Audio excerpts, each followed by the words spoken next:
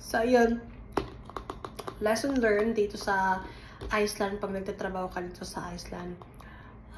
Magtrabaho ka lang sa medium lang. Huwag ka lang masyadong magpakapagod dahil hindi yung inaako mo lahat ng trabaho dahil yun nga, just like what happened to me, kahit nagpaka bida-bida ka dyan or ginawa mo lahat-lahat, pero tatanggalin ka pa rin nila kasi tapos na yung yung summer, patapos na yung summer.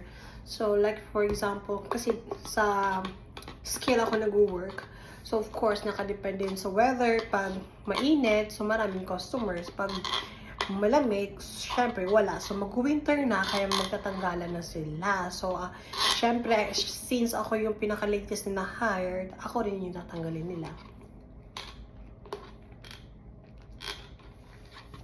Kasi yung mga iba, mga